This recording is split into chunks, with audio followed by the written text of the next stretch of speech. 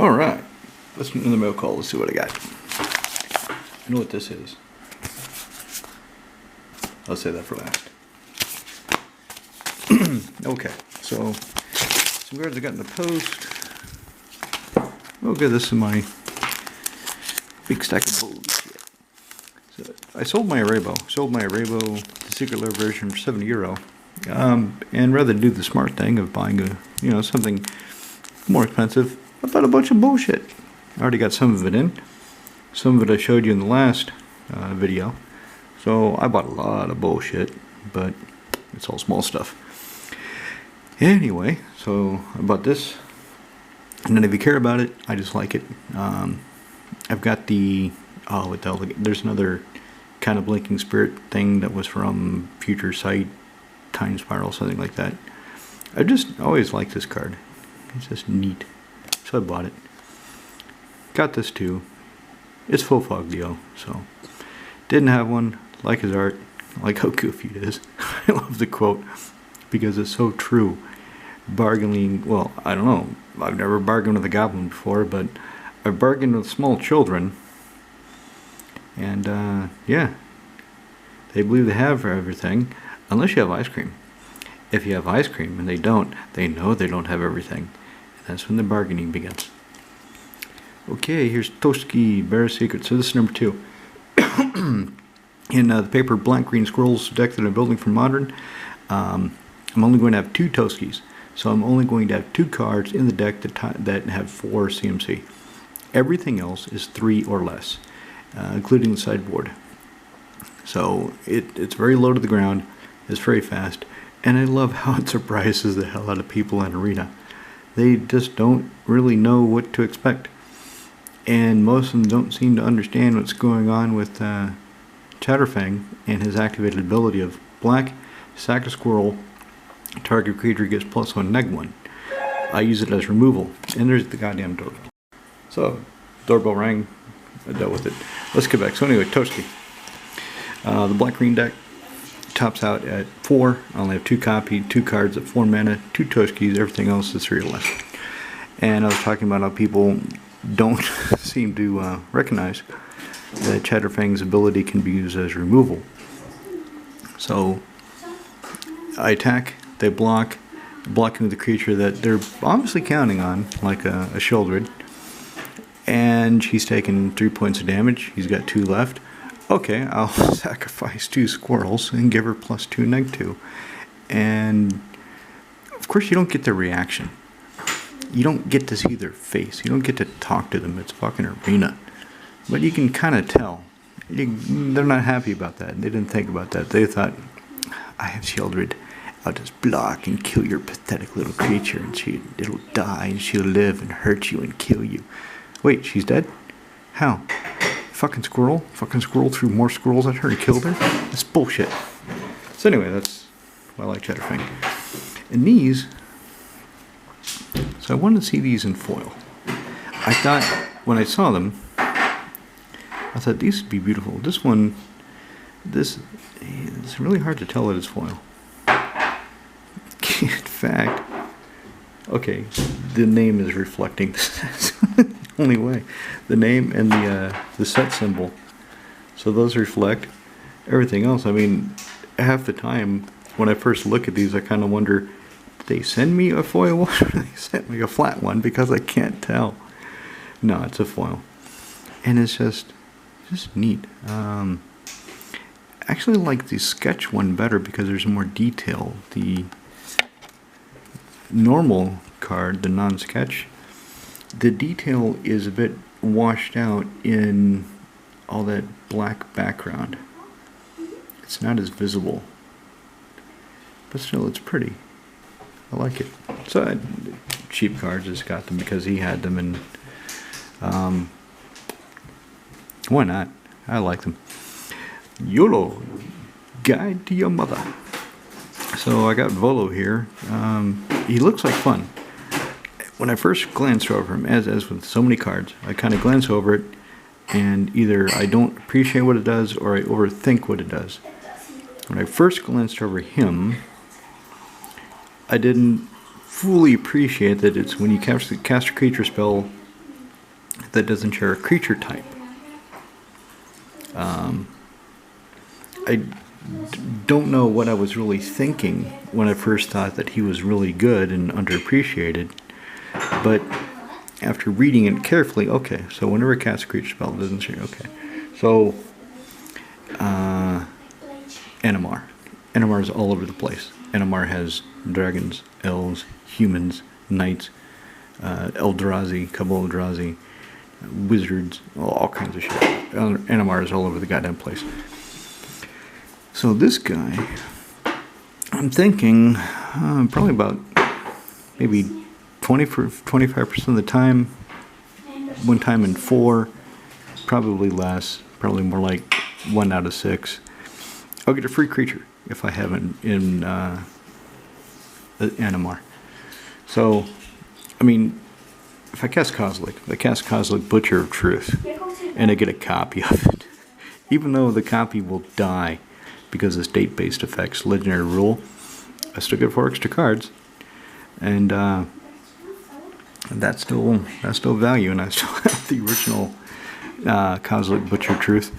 So, I don't know what I'm going to take out. I don't know when I'm going to put him in NMR. I don't take NMR that often to the Prog Knights because he is pretty strong. I don't go to Astruzna very often. So I don't know. I don't know what I'll take out. I mean, pretty much take out anything because, like I said, NMR is all over the place. But yeah, that's where he's going to go eventually. Drum Bellower. This guy really doesn't cost that much for what he does. Untap all creatures control during everybody's untap step. I thought I'd just slide him into Carador. So Carador is slow. Slow. It's an old deck. I've had it for a long time.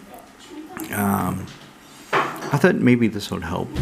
The thing is, there's really no spirits that are mana creatures, so I don't get that much advantage out of untapping all my creatures. So I don't know if I'm really going to put it in Carador. All I know is the effect is good, it's solid. I just need to decide what I'm going to put it in to test it. But I expect it will be one of those cards that I buy an additional copy and put into another deck. In any case, I can't remember how much this cost. I think it was €5. So it wasn't that much. It's interesting. I like the art, it's just weird. And I want to try it out somewhere. So I'll put it somewhere. It can't go into Ikushidiki Siddharkando because the toughness is less than his power. Which leads to Rashad Yin Bashir. So Rashad Yin Bashir, he is going to go into Ikushidiki Siddharkando. It's going to be painful because, I mean, putting in that big turtle, that was hard enough. But this guy, he fits the bill. His toughness is higher than his power. He gives everybody that I control the Duran effect. Each creature I control assigns combat damage according to its toughness rather than its power. I don't know how to get the initiative. I should probably read that before I play him, because as I'm reading this card right now, and I think this is bullshit, they say whenever Rashad Bashir attacks, if you have the initiative, double the toughness of each creature control. Okay, how do I do that? How do I get the initiative? The card should fucking tell me, right? Unless it's obvious, like flying, haste, lifelink. Anything more complex, the card should goddamn well tell me what it does. Instead of this choose a background, they should have gotten rid of that. It shouldn't say choose a background, none of this bullshit. It should tell me what the hell initiative is. That's what it should do. But anyway, he's going into Siddharkando, Ikushidiki, eventually. This guy is going to Aurelia. So this is pretty cool. 5, kind of high, but he does a lot of stuff. 5 for a flying lifelink hasting phoenix. Every attacks, I get an experience counter. And then I create a token, 2/2 red rebel token, that's tap attacking for all my experience counters. So if I have him in Aurelia, I attack. She untaps everything, I attack again. So then I would have net 3 rebels. I would get 1 for the first attack, and then 2 for the second attack. And then 4, tap and untap Horobi control, and he comes back from the graveyard to the battlefield tapped. So a lot of potential here. And the art's pretty. I like it. I like it a lot. I'm looking forward to seeing how he works in practice, if he's as good as I think he's going to be. He might not be, but yeah, I'll find out. Sigarda Font of Blessings. When I saw this card in the spoiler, and I hardly check spoilers, I pretty much just glance over them. Or look for specific things. For example, the Bloomburrow spoiler, I was looking at black and green for squirrels. There are no black and green squirrels that interest me. I was hoping I could find something to replace Chatterstorm, because as good as it is, I don't like that it's a sorcery. I would prefer some kind of instant. Some instant that makes squirrel tokens. There's nothing in Bloomburrow that does that. There is a black squirrel warlock or wizard that does something with forage, but since it doesn't really fit what I'm doing with the deck, I didn't spend that much attention on it. But that's how I do spoilers now. I just kind of look for a specific thing, or just glance over it and look for anything interesting in Sigarda, because I have a Sigarda commander deck. Any Sigarda is going to get my interest, and I'm going to read it, and I like the art. It looks really cool. So my other permanents have hexproof. That's pretty damn good. I can look at the top card in my library anytime. I just feel like looking at the top card. And I can guess angels and humans from the top of my library. Well, I don't have any big angel or human decks, but I suppose I could build one. Maybe. So anyway, I got her. I like her. I got this to go into Frodo and Sam. One of the Lord of the Rings precons. So Frodo and Sam. The deck doesn't win, and it's because I have so much fun building the Fellowship, playing the Hobbits, that I don't really think about winning. I just like how I get to do stuff. I make a token, I sacrifice a token. This happens, that happens, shit happens. And it's just fun. So I forget to win. I forget even obvious things that can help me win. I just like playing the deck. I haven't played it that often though, because lately it started getting manhandled by some of the more focused pre-con decks lads are fielding. So I got this. It was cheap. It was almost a throw-in. To shore up some of the weaknesses as far as the recursion in the deck. I do have some ways of protecting my creatures. I do have, I think, 2 elements of recursion, but I want another one. So, Martial Anthem. I just got that because it's pretty. Although it could go in Kenrith. The thing is, it kind of doesn't matter if my lands are every basic land type. The times it does matter are overshadowed by the times where just the quantity of lands, the quantity of mana is the problem. Not the colors, not the type, which does happen from time to time in a deck playing all basics but 3. And I do have the Drought of the Lycian Grove in the deck. That does the same thing. Drought of the Lycian Grove says the same thing.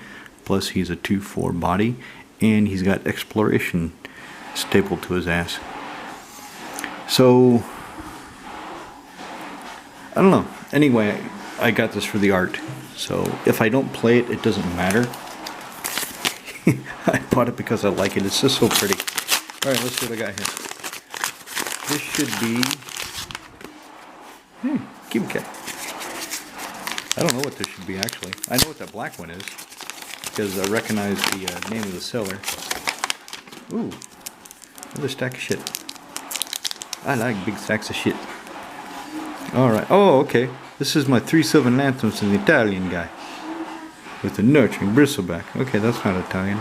This guy is Aspiranti Fratiglio. Fratiglio? Is that how I'm pronouncing it right? Guerrero Felino. Wow, what is a Guerrero Felino? Something cat. Something feline. Guard cat? Warrior cat? What is a Guerrero? Guerrero. God. So, because I'm probably warrior. Probably Goblin Warrior. That's cool. Istantaneo. Italian is just a fun language. So anyway, with this, these 3 Sylvan Anthems. Okay, the main deck is done, except for 4 Chatterfangs. And I'm glad I waited on Chatterfang because there's an alternate art Chatterfang coming out in Bloomborough that looks really cool. So I'm going to get the alternate art, really cool Chatterfangs from Bloomborough when that releases. I hope you can still hear me over the water noise from people that don't really care what I'm doing and don't really think what I'm doing is of any importance to the family at all. How about that for the screenshot thumbnail? Yeah, that'll probably work. So, you need the Chatterfangs and the mana base.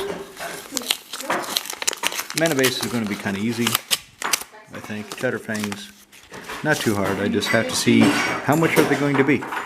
That's the big question. How much are they going to be when Bloomborough shakes out? Are they going to be 20 euros each? 10 euros each? I don't know. I hope not. I hope they're not that much. The MH2, this is 3-1 trading 18. That's his business card. So anyway, the MH2 alternate art Chatterfang, I think I paid 25 for the foil one. What is this? Centrally Ferrado in Oro. Is this? Well, so this must be Spanish.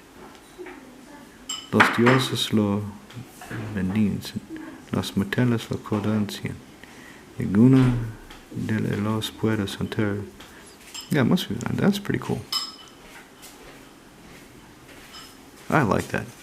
But yeah, this is only EX. This, when you order from an Austrian, this is what they call an EX card. I don't see any flaws in it whatsoever.